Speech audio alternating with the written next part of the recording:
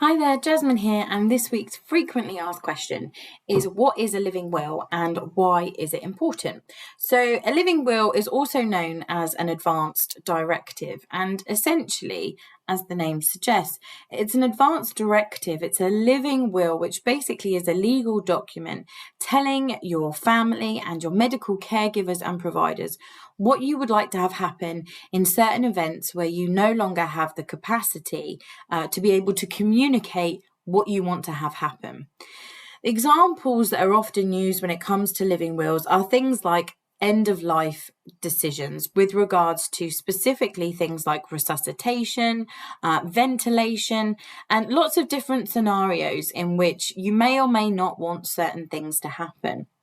So this can be a really detailed document, and it can go through lots of different scenarios that could potentially happen to your health and what you would like to be done in the event that any of those things happen, including, as I say, turning off life support machines and bringing an end to your life in the most compassionate and painless way possible.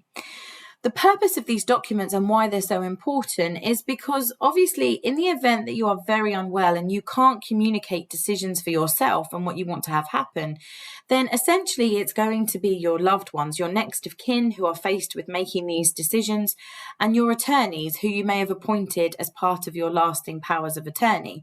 Now, we all know why lasting powers of attorney are so important, and in some respects, a lasting power of attorney does a very similar thing to an advanced directive or a living will, but there are some subtle differences. The lasting power of attorney will typically allow you to appoint attorneys that you want to make decisions for you once you lose mental capacity. You may or may not have gone into so much detail within your lasting powers of attorney to actually describe the different scenarios and the different treatments and things that you would or would not want to have done to you. And so the lasting power of attorney is really giving your appointed attorneys the power to make decisions on your behalf. And they're really, I guess, doing what they believe is the best thing to do, unless you've given them clear instructions otherwise on the lasting power of attorney. So they're going to make the decisions based with medical professionals to do what they think is best.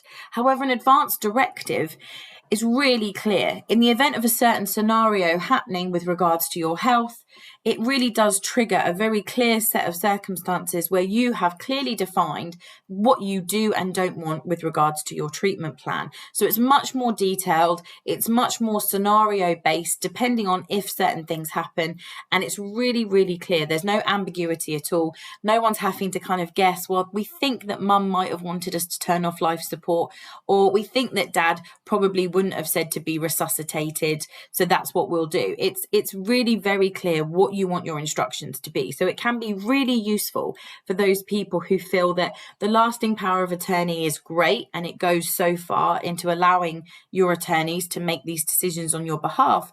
But the advanced directive or living will takes it one step further. So it's really clear then what you want some of those decisions to be, as I say, with regards to things like resuscitation, life-sustaining treatment, and making sure that your wishes are really clear and followed. So that's why a living will or an advanced directive can be really important and a really useful part of your estate planning to work alongside in conjunction with your lasting powers of attorney.